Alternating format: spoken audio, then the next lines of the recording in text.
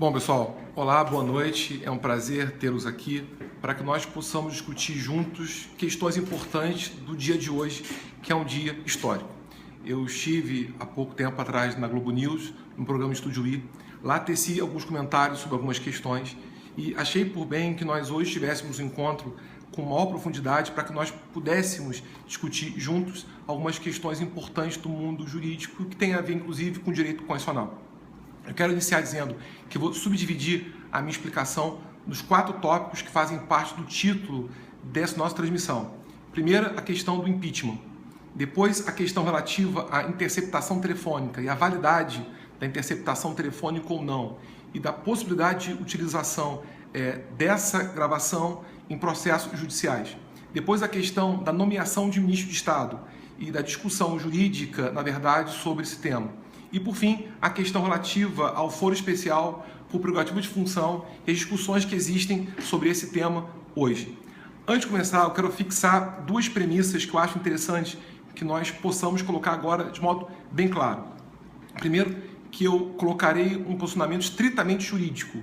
Vou colocar aqui a salvo a minha posição política, o entendimento pessoal acerca disso. Quero trazer comentários os mais serenos possíveis, os mais imparciais possíveis e os mais equilibrados possíveis. Não me compete aqui, na condição do professor, tecer comentários de ordem política. Eu ouvi muita gente colocando muita coisa. Eu acho que algumas conotações políticas são naturais. O país vive uma conturbação política, mas de início eu quero deixar bem claro que eu coloco aqui a salvo toda e qualquer posição pessoal que tenha sobre isso, toda e qualquer argumentação jurídica que tenha sobre isso, e quero que os senhores também nos assistam de modo mais, digamos, desarmado possível. Não queremos aqui fazer política, mas sim estudar direito e direito constitucional, verificar de modo objetivo, tranquilo, equilibrado, ponderado, sereno, questões que são importantes que no dia de hoje deram ensejo à sua discussão. E uma outra observação é que o dia de hoje foi tão corrido, deram ensejo a tantas questões, que nós nos esquecemos de outras questões jurídicas paralelas a que nós estamos enfrentando agora, especialmente 2. Amanhã entrará em vigor o novo CPC, e é algo que, pelo dia de hoje, até tornou-se quase que esquecido. E uma outra questão também é que ontem foi sancionada e publicada hoje a lei antiterrorismo, que pouco se mencionou acerca disso. Quero então mencionar de início a Lei 13260, 16/3/2016, publicada hoje, quinta-feira, em relação ao antiterrorismo. O Brasil não tinha legislação sobre isso, embora a Constituição mencione, inclusive, crimes hediondos, equiparados e terrorismo. O Brasil não tinha, às vésperas dos Jogos Olímpicos, legislação sobre antiterrorismo. Passamos a ter a partir de ontem com a sanção e hoje com a publicação. Então, Lei 13260, 16/3/2016. É a mais nova lei que nós temos, Lei Antiterrorismo. Então, de início, quero fixar essas premissas. Vou fazer uma análise imparcial, objetiva, jurídica, não política, não eivada de algum sentimento político que possa ter acerca de qualquer tema que eu irei tratar aqui. E outro, essa matéria dialoga com outras, inclusive do dia de hoje, especialmente a Lei Antiterrorismo, Lei 13260, 16 de março de 2016. Bom, dito isso, vamos enfrentar então os temas. Primeiro, o impeachment. O dia de hoje é também um dia histórico, porque foi instaurada a Comissão Especial da Câmara dos Deputados para análise dos processos de impeachment da Presidente da República. De início, é interessante lembrar que essa comissão, na verdade, ela atende às 3 condições que o Supremo Tribunal Federal impôs. E a Constituição dela me parece válida justamente por dar atendimento a essas condições. Primeiro, que houvesse participação de todos os partidos, na proporção da composição deles na Casa Legislativa. Segundo, que a votação fosse aberta. E terceiro, que a votação se desse por indicação de líderes. E assim foi feito. Líderes partidários indicaram os seus membros, a composição é proporcional aos partidos que têm, na verdade, assento na Casa Legislativa e a votação foi aberta. Não chegou a ser unânime, houve um voto divergente, mas a votação foi aberta. Então, a Constituição da Comissão Especial é válida e atende às condições previstas pelo Supremo Tribunal Federal e a DPF recentemente julgada sobre esse tema. A partir de agora, no dia de hoje, houve notificação da Presidente em relação à constituição da Comissão Especial da Câmara. Qual será a tramitação de hoje em diante? Bom, serão designadas 10 sessões na Câmara para que haja defesa da presidente em relação ao fato que lhe foi imputado. Uma das questões levantadas hoje no programa Estúdio I foi sobre a possibilidade de se incluir nova imputação à presidente por novo fato, tendo em vista fatos recentes ocorridos nos dias que intermediaram a acusação oferecida e o dia de hoje. Me parece que eventual aditamento da acusação seria indevido e que esse aditamento poderia ter acontecido até o dia de hoje, quando a comissão foi instaurada. A partir de agora, qualquer aditamento à denúncia pode trazer prejuízo à defesa e dar ensejo à alegação de nulidade do processo por violação à ampla defesa e, por conseguinte, ao contraditório. Nada impede que no futuro, caso a acusação não venha a ser admitida, que haja nova acusação por novo fato. Mas esse processo deve se limitar às acusações feitas e já admitidas anteriormente, sem que haja, nesse momento, daqui para frente, qualquer inserção de nova imputação. A meu ver, aditamento à acusação seria algo indevido. Isso nunca aconteceu antes, pode ser que se discute no futuro se seja possível ou não. Me parece que o julgamento vai se limitar à acusação tanto quanto admitida pela presidência da Câmara dos Deputados. A partir de agora, então, sem que haja aditamento à acusação, mesmo tendo em vista fatos novos ocorridos após o recebimento dessa acusação, serão feitas 10 sessões na Câmara para a defesa da presidente. A partir das 10 sessões e com o encerramento delas, serão designadas mais 5 sessões para elaboração de parecer conclusivo da comissão especial. Esse parecer, tão logo venha a ficar pronto, em 48 horas será lido e colocado em pauta para votação. A Câmara, então, poderá admitir essa acusação ou não. E nós temos aqui duas possibilidades: juízo negativo ou juízo positivo. Se o juízo for negativo, não obtidos 2/3 dos votos, a consequência é o arquivamento dessa acusação. Muitos autores falam absolvição. Não se pode falar em absolvição se a acusação sequer foi admitida. Então a consequência será o arquivamento dos autos. Caso o juízo venha a ser positivo e positivo por 2/3 dos votos no plenário da Câmara, a consequência é submeter o processo ao Senado para que ele delibere sobre essa questão. Uma vez admitida essa acusação, suponhamos, a questão vai ao Senado. O cerne do que o Supremo Tribunal Federal entendeu em relação à questão é de que a instauração do processo no Senado não é um ato vinculado, mas é um ato discricionário. Na verdade, poderia então o Senado, poderá, se for o caso, realizar o que o Supremo Tribunal Federal chama de arquivamento anômalo. Pessoalmente, data máxima vênia, eu acho que não é a melhor postura. A meu ver, seria mais adequado, nos termos do voto do relator originário do Supremo Tribunal Federal, ministro Edson Fachin, que o voto, que a instauração do processo no Senado fosse um ato vinculado. O mundo afora é. No entanto, o Supremo Tribunal Federal, nos curvemos a decisão que ele proferiu, entendeu que o ato do Senado é um ato discricionário. Portanto, tem o Senado a possibilidade de aferir a conveniência e a oportunidade da instauração de processo. E caso, por maioria, entenda que essa instauração não seja conveniente, oportuna, ou conveniente e oportuna, pode arquivar anomalamente esse processo. Existe essa possibilidade. Então, no Senado, esse ato não será vinculado, ele terá a possibilidade de aferir conveniência e oportunidade e, se for o caso, arquivar anomalamente esse processo. Caso ele não venha a ser arquivado anomalamente, instaura-se então esse processo. O efeito da instauração é o afastamento liminar do presidente. E esse afastamento prevê a Constituição, no artigo 81, parágrafos 1º e 2º, ocorre por no máximo 180 dias. Se o processo for concluído antes disso, ótimo. Se não for concluído, o presidente volta ao cargo, sem prejuízo do regular prosseguimento desse processo. Aliás, a meu ver, nós estamos muito acostumados a falarmos em tempo razoável do processo, a definirmos, a aplicarmos, mas pouquíssimo acostumados a dar exemplos disso. O único exemplo que a Constituição tem de tempo razoável de um processo, fixando um prazo, é esse. Impeachment do Senado, prazo razoável, 180 dias. Tanto é o prazo razoável que, se não for concluído nesse prazo, o presidente retorna ao cargo, sem prejuízo do seu prosseguimento. Havendo, então, esse afastamento, haverá julgamento por parte do Senado, na sessão de julgamento presidido pelo presidente do Supremo Tribunal Federal, o que demonstra a gravidade do fato.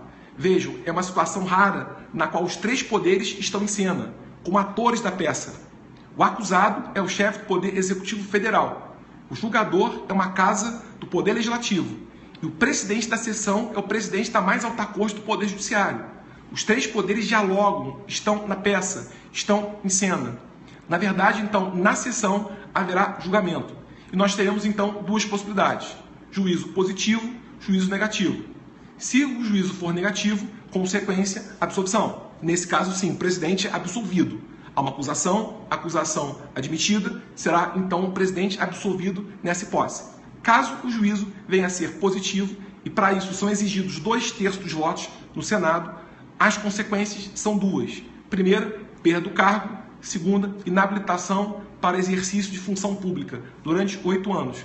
É interessante lembrar que isso não é inelegibilidade, até porque, na verdade, alcança não só o direito de votar como de ser votado. E nenhum cargo, eletivo ou não, pode ser exercido durante 8 anos.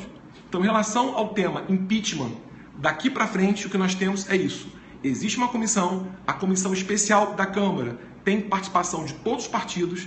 Em proporção ao número de assentos que eles possuem na casa, a votação foi aberta e houve indicação dos líderes partidários. Portanto, foram atendidas todas as condições impostas pelo Supremo Tribunal Federal. Serão feitas 10 sessões para a defesa, depois 5 sessões para elaboração de parecer. O parecer, em 48 horas depois de concluído, será lido e submetido à votação. Caso seja aprovado por 2/3 dos votos, submete a questão ao Senado.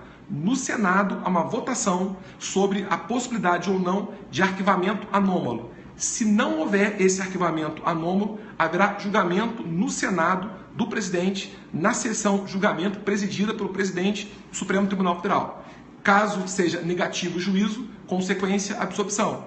Caso seja positivo o juízo, consequência, perda do cargo com inabilitação por 8 anos para o desempenho de função pública, nos termos da Constituição, artigo 52, parágrafo único. Um dos temas nossos, então, seria esse, impeachment. Aguardemos como esse processo irá se desenrolar, mas o rito previsto, na verdade, é esse que eu agora constatei. Outro tema trazido é a questão sobre a interceptação telefônica. Talvez seja o tema mais discutível hoje. Os senhores sabem que foram feitas interceptações telefônicas por juízo federal em Curitiba e essas interceptações foram divulgadas na imprensa desde a data de ontem. Inclusive, causaram uma comoção social, tendo visto o conteúdo das gravações que ali, na verdade, constavam. Repito, eu quero trazer uma questão estritamente técnica, sem nenhuma conotação política dada ao tema. Também quero, nesse ponto, dizer que direito, na verdade, não é a arte do consenso, mas é a arte do dissenso. Tudo em direito é sujeito à crítica. Tudo no direito é suscetível de discussão. Querei colocar aqui a minha posição pessoal sobre esse tema, que é a posição também que vários autores que eu consultei, inclusive, têm sobre a mesma matéria. A meu ver, essa interceptação telefônica é válida. Ela pode ser usada para fins de acusação e pode ser usada para fins de condenação, caso fique submetida ao crivo do contraditório e da ampla defesa. Mas a validade, a meu sentir, absoluta na interceptação telefônica, tal como constada. E, a meu ver, há 5 argumentos para isso. E há 5 argumentos que, durante o programa hoje, eu mencionei alguns e quero agora, de modo mais calmo, de modo mais tranquilo, poder tecer alguns comentários sobre isso. Primeiro, eu ouvi falar em vazamento por parte do juízo. É importante fazer uma distinção entre vazamento e sigilo. Quero lembrar aos senhores que a regra não é o processo sigiloso. A regra é o processo público. Não houve vazamento nenhum. O que havia era um processo, o juiz competente à época decretou o sigilo sobre ele de modo fundamentado e depois, de modo também fundamentado, revogou o sigilo. Não há vazamento, na verdade, uma revogação do sigilo, devidamente fundamentada pelo juiz competente à época. Portanto, não se pode falar em vazamento, como eu ouvi vários autores colocando, vários professores mencionando. Não compete ao Poder Judiciário vazar nada. Na verdade, repito, a regra é do processo público, a regra é a publicidade, a regra não é o sigilo. Aliás, foi o mesmo argumento que o Supremo Tribunal Federal utilizou para dizer que a votação no caso do impeachment deveria ser aberta. Num processo como esse, tão grave, deveria haver publicidade. E a República tem direito de ter conhecimento dos fatos que são levados ao público. Portanto, primeiro, o processo é público, o que havia era um sigilo revogado, de modo fundamentado por juiz competente à época. Segundo, o juiz era competente à época, Não teria havido aquisição de foro anteriormente à data na qual houve a revogação do sigilo. O juiz competente, natural, revogou o sigilo de modo fundamentado.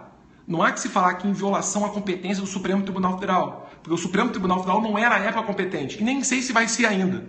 Mas fato é que no momento não era o Supremo Tribunal Federal competente para tanto. Portanto, a alegação de que houve ofensa ao Supremo Tribunal Federal, a meu ver, seria infundada. Porque no momento em que a decisão foi tomada, não era o Supremo Tribunal Federal competente para aquilo. Repito, vamos depois discutir se vai continuar a ser. Mas no momento não era. Juiz competente, segundo o devido processo legal à época, juiz natural, assim o fez, de modo fundamentado. Portanto, não há que se falar aqui em ofensa à mais alta corte do país. Terceiro argumento utilizado, esse, a meu ver, é crucial. Eu também ouvi a alegação de que caso houvesse a participação de autoridade titular de foro especial na interceptação telefônica feita, não teria o juízo competência para divulgá-la ou sequer para captá-la, devendo remeter os autos ao Supremo Tribunal Federal, tendo em vista o foro especial da autoridade que participava dessa interceptação telefônica. Desculpa, é um argumento que não se coaduna com a posição do Supremo Tribunal Federal. O que houve nesse caso, na verdade, foi uma colheita de provas, ou conforme dizem alguns, um encontro fortuito de provas. O investigado não era a presidente, o investigado era outra pessoa. E essa outra pessoa não tinha à época foro especial. Repito, nesse caso existe encontro fortuito de provas, o que não invalida a produção probatória, desde que a produção probatória atenda a todos os limites impostos pela legislação.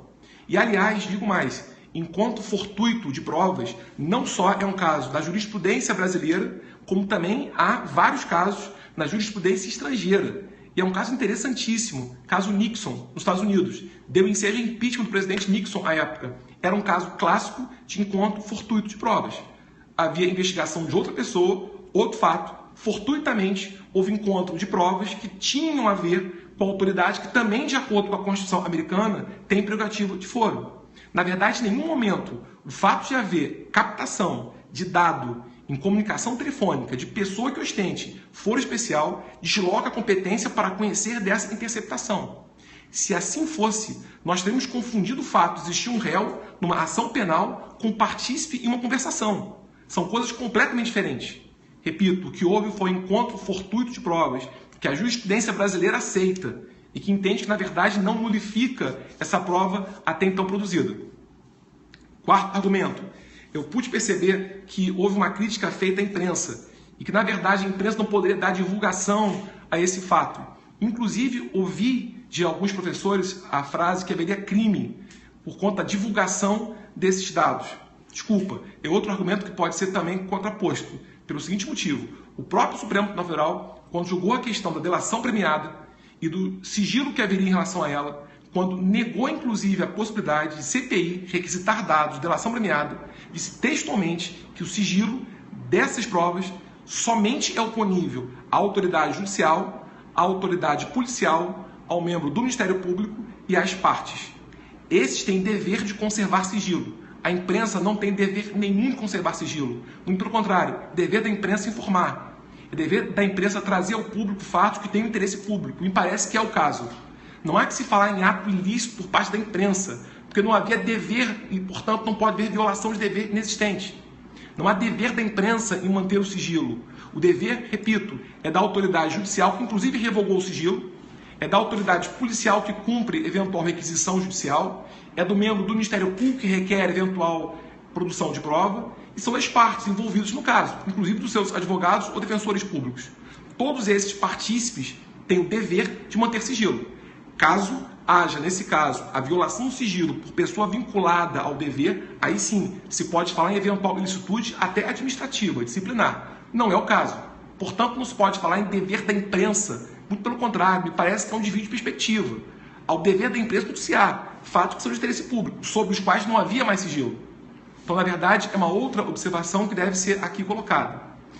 E terceira, e quinta observação, eu verifiquei também a discussão em relação a uma interceptação em um horário posterior ao momento em que teria sido oficiada a autoridade policial sobre a impossibilidade de assim proceder. A meu ver, essa prova pode ser nula, porque, na verdade, haveria, nesse caso, sim, uma ilicitude. Se a autoridade judicial já teria comunicado que seria cessada aquela interceptação e se depois houve continuidade dessa atividade investigatória, não havia mais naquele momento uma autorização judicial para assim proceder. Essa prova pode ser eventualmente ilícita. Agora, duas observações devem ser levadas em conta. Primeiro, essa prova sim é ilícita, mas talvez existam outros elementos de convicção que permitam eventual acusação, por conta de outras interceptações feitas em momento anterior. Também não é a única prova existente nos autos. Pode existir outras provas em tese que tenham tanto ou mais poder probatório do que essa. E segundo, mesmo sendo a prova ilícita, não quero dizer que seja esse caso, mas mesmo sendo a prova ilícita, o Supremo Tribunal Federal tem jurisprudência que aceita a admissibilidade de prova ilícita contra o réu. Não é o caso, não há réu, mas mesmo nós cogitássemos de eventual ilicitude da prova, o fato dela ser ilícita não impede a sua utilização no processo. Tem que ser feita uma distinção entre licitude ou ilicitude da prova e admissibilidade ou inadmissibilidade da prova. São coisas diferentes.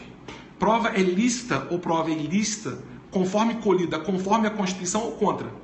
Prova colhida conforme a Constituição é ilícita. Prova colhida contra a Constituição é ilícita. Agora, a prova admissível ou não admissível é a prova que pode ser usada no processo, com poder probatório.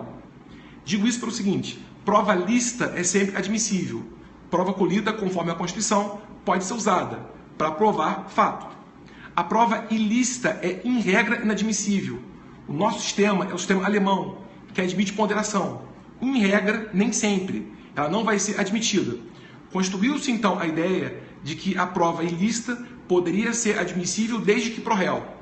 Então, por exemplo, digamos que alguém venha a ser torturado, mais ilícita de todas as provas, e confessa que, na verdade, quem praticou um crime de homicídio não é a pessoa que daqui a 3 dias irá ser julgada perante um júri, mas é ele próprio.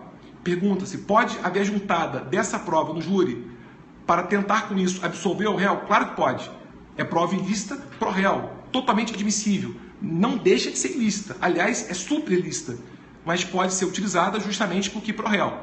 No entanto, o próprio Supremo Tribunal Federal tem entendimento que, num caso, a prova ilícita pode ser admitida pro societate, contra interesses do réu.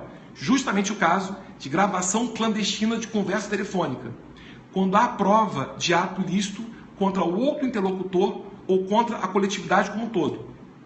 Supondo, por exemplo, que haja uma gravação clandestina de um munícipe com o seu prefeito, mantendo uma conversação.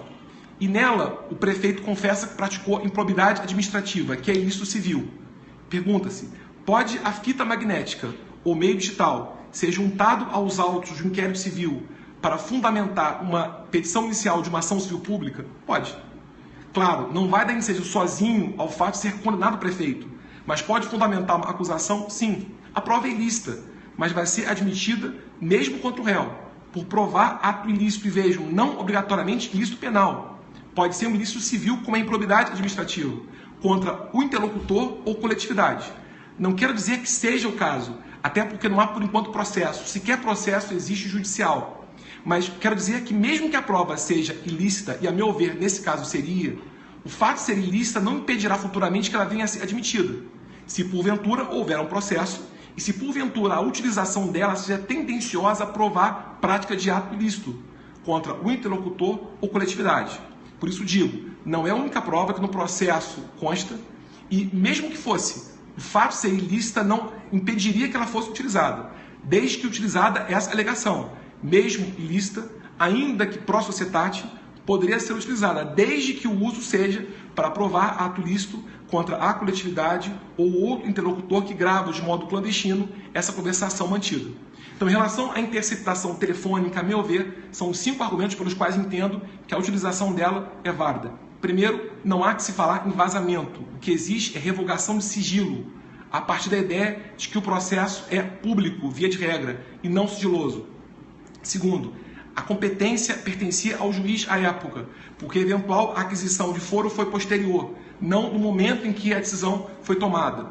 Terceiro, o fato de envolver a autoridade com prerrogativa de foro na interceptação telefônica não desloca a competência para a sua apreciação. Nesse caso, houve um encontro fortuito de provas, que na jurisprudência estrangeira se assemelha ao caso Nixon.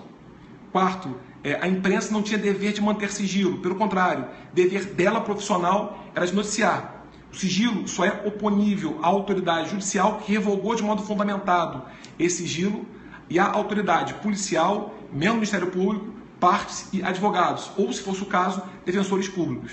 E, por fim, deve-se falar que não há direito absoluto nenhum e que ponderações são aqui admitidas. A meu ver, a última interceptação seria a prova ilícita, porque posterior à cessação da autorização judicial, mas mesmo ilícita, em tese, pode ser admitida, se for construída essa argumentação. Não sei se será o caso, mas se for construída essa argumentação, pode-se dizer que, em tese, prova ilícita pode ser admissível no processo, mesmo sendo ilícita, desde que, ainda que seja contra o réu, pró societate, desde que haja prova de ato ilícito contra o outro interlocutor ou coletividade como um todo. Bom, um terceiro tema interessante para que nós possamos discutir hoje é a questão da nomeação do ministro de Estado, a nomeação que aconteceu. Quero só lembrar aos senhores que existem ações judiciais tramitando. Há ações populares tramitando perante juízos federais em diversas sessões judiciárias e há mandado de segurança tramitando no Supremo Tribunal Federal, relatou o ministro Gilmar Ferreira Mendes sobre essa questão. Quero só, na verdade, estabelecer quais são as duas grandes discussões. Primeira alegação, aliás, a alegação central, é que houve desvio de finalidade.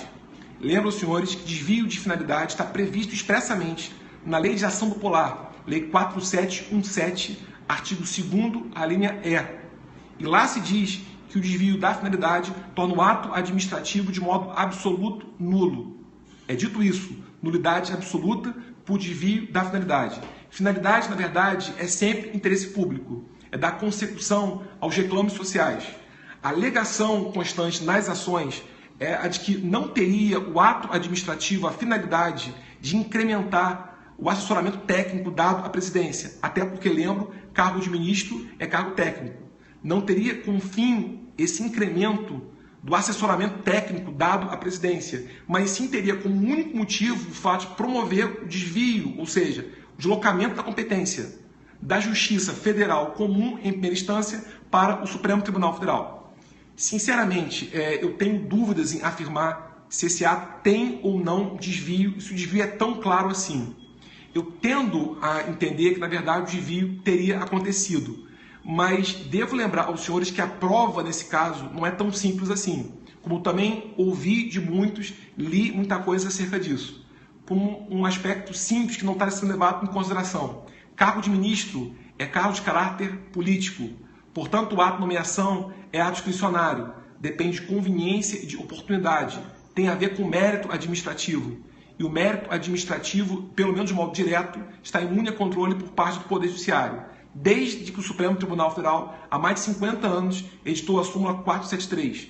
O que se pode discutir é se é razoável que isso aconteça. O que se pode discutir é se há violação ou não ao princípio da proporcionalidade. Isso é uma outra questão.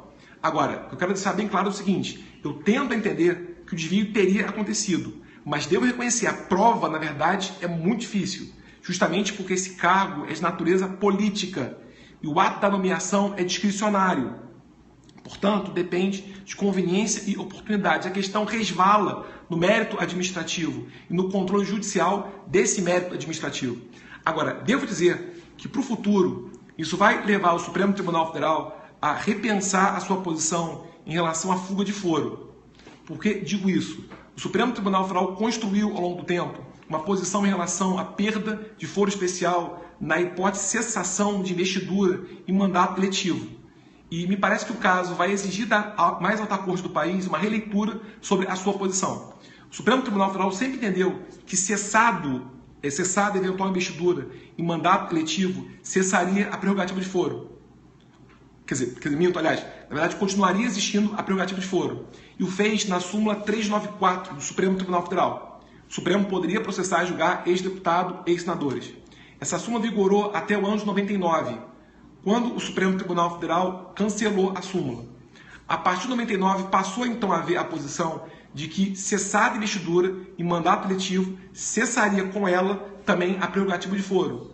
E assim foi mantido de 99 a 2003, quando a Lei 10.628, de 24 de dezembro de 2003, instaurou no CPP o artigo 84, que restabelecia a orientação anterior, haveria prerrogativa de foro para ex-deputado, ex-senador ou ex-membro de poder. Isso se manteve até o ano 2005, quando o Supremo Tribunal Federal julgou a DIN 2797, no dia 15 de setembro de 2005, relator o ministro Sepúlveda Pertence. Declarou então o artigo 84 do CPP, redação dada pela Lei 10628/2003, inconstitucional, por vício material e vício formal. Fato é que, desde 2005, a partir do dia 15 de setembro daquele ano, o Supremo Tribunal Federal fixou a posição de que, cessada a investidura em mandato eletivo, cessaria com ela a prerrogativa de foro, que o Supremo Tribunal Federal seria competente para processar e julgar presidente, não ex-presidente, deputado, não ex-deputado, ministro, não ex-ministro. Portanto, seria essa a orientação. No entanto, tendo em vista alguns abusos, o Supremo Tribunal Federal, nos últimos 10 anos, evoluiu a sua jurisprudência e passou a construir a ideia da fuga de foro. O que é isso? O Supremo Tribunal Federal continuaria a ser competente para processar e julgar membros de poder, titulares de prerrogativa de foro, mesmo após a cessação da investidura no cargo, desde que ficasse provado o propósito deliberado dele se submeter ou de não submeter à jurisdição do Supremo Tribunal Federal, o que configuraria abuso do direito de defesa e, portanto, faria com que o Supremo Tribunal Federal continuasse a ser competente. A isso deu o nome de teoria da fuga de foro. Se houvesse a tentativa da fuga de foro, o Supremo Tribunal Federal haveria continuidade da sua competência. Muito bem, nós não temos, por enquanto, jurisprudência do Supremo sobre a fuga de foro em relação não à perda do mandato, mas à aquisição dele. O que existe é a teoria da fuga de foro quando se perde o cargo, ou seja, perder o cargo para perder com ele a prerrogativa. Não existe aplicação da teoria da fuga de foro quando se adquire o cargo. Adquirir o cargo para adquirir prerrogativa de foro. Me parece que o Supremo Tribunal Federal vai ser instado agora a se manifestar acerca disso. Se ele poderia construir alguma coisa em relação não ao fato do cargo ser perdido, para perder com isso a prerrogativa, mas o fato do cargo ser adquirido, para adquirir com isso a prerrogativa. Então, independentemente do fato se há desvio de finalidade ou não, repito, me parece inclusive que há, embora a prova venha a ser difícil pelos motivos que já explanei, eu acho que isso obriga o Supremo Tribunal Federal a repensar um pouco a sua posição. E talvez a construir uma ideia de que, assim como a competência do próprio Supremo Tribunal Federal se mantém quando se pretende fugir do foro pela perda do cargo, talvez se diga que a competência do Supremo Tribunal Federal não se adquire quando se pretende fugir do foro não Supremo, mas de outro juízo, para levar a questão ao próprio Supremo Tribunal Federal. Inclusive, o ministro Gilmar Mendes, relator do mandato de segurança, na votação de ontem, já fez crer que teria posição acerca disso. E, a meu ver, de modo muito acertado, até para que se mantenha igualdade entre as hipóteses, tratamento isonômico entre elas. Mas é uma tentativa futura de discussão acerca disso. Uma outra questão, e seria uma última questão a ser aqui abordada, é o foro especial por prerrogativa de função. Se foi adquirido ou se não foi. Bom, o que eu posso colocar aqui é o seguinte. Nós temos, como eu tinha colocado, algumas ações tramitando. Eu tomei conhecimento, no mínimo, de 2 ações populares, uma em Brasília e outra em Porto Alegre, uma com liminar indeferida, outra com liminar deferida. E depois, um mandato de segurança no Supremo Tribunal Federal, aguardando a apreciação da liminar, relatou o ministro Gilmar Mendes. Qual é a situação agora, no momento, então? Seria basicamente o seguinte. Primeiro, o fato de uma liminar ser indeferida em ação popular não impede que outra ação popular venha a ser proposta, inclusive com igual pedido, justamente porque, se a liminar foi indeferida, não houve conhecimento de mérito sobre essa questão. Nada impede que os motivos do indeferimento sejam usados como razões de recurso da decisão que defere a liminar na outra ação. Mas o fato de uma liminar numa ação ser deferida não tem nada a ver com o fato de outra ação ser proposta e talvez nela a liminar ser concedida. Uma coisa não exclui a outra. São 2 ações independentes que tramitam perante juízos distintos. Repito, há uma liminar indeferida. Isso não impede que outra ação venha a ser proposta, porque não foi apreciado mérito. Como não impede que nessa outra ação a liminar venha a ser concedida, como de fato foi. Também não impede, nessa futura ação, os motivos pelos quais aquela liminar foi indeferida sejam agora utilizados como razões do recurso. Mas fato é que são ações completamente distintas. Outra questão. O mandato de segurança não tem nenhuma repercussão em relação a essas ações populares. Na verdade, o mandato de segurança é uma questão levada ao Supremo Tribunal Federal, para que ele decida a questão justamente porque, nesse caso, a autoridade coatora seria a Presidente da República. E aqui nasce uma diferença clara entre as duas ações. Porque na ação do polar não há prerrogativa de foro. Mesmo que, porventura, o ato impugnado pertença a mais alta autoridade do Poder Executivo Federal. Agora, no mandato de segurança, a competência é definida pela autoridade indicada como coatora. Se aqui se indica como autoridade coatora a Presidente da República, competente passa a ser o Supremo Tribunal Federal. E vou mais longe. A partir do instante que o ministro Gilmar Mendes seja relator desse mandato de segurança, ele se encontra prevento. Qualquer outra questão na qual haja discussão da mesma matéria será da sua relatoria. Em qualquer outra ação mandamental sobre a mesma questão, deve-se aplicar que o princípio que teria havido preclusão, esse princípio o novo CPC inclusive mantém, na verdade, mesmo aplicada a norma futura, com vigência do novo CPC a partir de amanhã. Eu posso continuar dizendo que o ministro continua relator de toda e qualquer questão na qual haja discussão acerca disso, justamente porque houve, nesse caso, prevenção da relatoria do ministro Gilmar Mendes. Portanto, hoje o panorama é esse. Existem ações populares, são ações completamente distintas, não só porque a causa de pedir pode ser semelhante, mas pode ser diferente, também os pedidos podem ser os mesmos ou não. O fato de uma liminar numa ação ser indeferida não impede que outra ação venha a ser proposta e a liminar nessa outra ação venha a ser deferida, como não impede também que haja recurso de eventual decisão, porventura concessiva ou negatória dessa liminar. Também não tem nenhuma repercussão em relação ao mandato de segurança. Tem repercussão sim, porque quanto maior for o número de liminares concedidas, mais difícil será implementar o ato administrativo. Mas são duas ações diferentes, competência distinta, uma perante o juízo, outra perante o tribunal. Fato é que no Supremo Tribunal Federal, qualquer outra questão se encontra hoje com prevenção. E o relator sorteado vai ser o relator para as demais questões nas quais haja discussão sobre o mesmo fato. Fato é que não tenho conhecimento se a União foi intimada ou não da liminar que já foi concedida.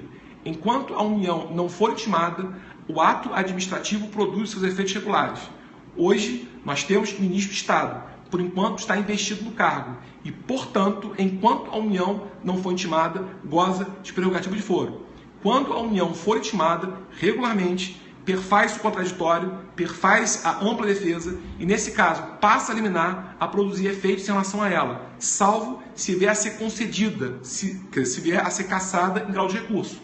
Enquanto não for cassada, produzirá os seus efeitos. Para isso, é necessário que haja intimação regular da União, que tem interesse no feito, até em respeito a princípios constitucionais, como ampla defesa, contraditório, para que a relação processual se instaure de modo rígido, não haja discussão acerca de nulidade do ato. Hoje eu posso dizer que o ato administrativo da nomeação ainda opera efeitos jurídicos, mesmo a liminar concedida, porque não tenho ciência de que teria havido intimação regular da União legítima interessada no feito acerca disso.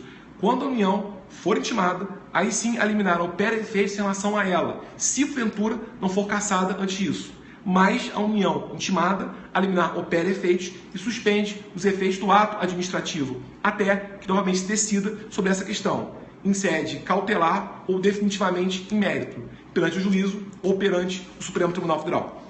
Enfim, pessoal, são essas as considerações que trago aos senhores. Eu sei que o dia de hoje foi um dia muito corrido para todos, inclusive para mim, mas eu acho que são interessantes as questões para que nós possamos juntos discutir e tecer alguns comentários acerca disso. Mais uma vez, digo que no Brasil hoje vigora um clima de conurbação política. Esse clima, de certo modo, é típico da democracia. A democracia, na verdade, é a arte do dissenso, é a arte, na verdade, de discutirmos mantidos nossos padrões comportamentais rígidos, é a arte de tolerância, de tolerar também o alheio, aquilo que não concordamos. Estou aberto a concordâncias ou discordâncias, até porque sou um democrata e acho que devemos, na verdade, respeitar as posições alheias. Não somos inimigos, somos brasileiros. Nossa finalidade é construir um país mais justo, fraterno, mais igual. Para isso é importante cumprir a Constituição, para bem ou para o mal, para quem quer que seja, até porque ninguém está acima dela. Nosso compromisso não é com o partido político, mas sim com a Constituição, compromisso com o Brasil, para que nós tenhamos um país melhor, mais justo, mais digno, mais fraterno, especialmente mais jurídico, menos político, e que isso sirva como uma advertência interessante daquilo que nós iremos no futuro discutir. Até a próxima ocasião. Estou aberto para eventuais sugestões de temas, mas esse tema hoje era crucial e por isso quis trazer os senhores de modo mais rápido possível. Muito obrigado a todos, muito boa noite, até nosso próximo encontro. Valeu!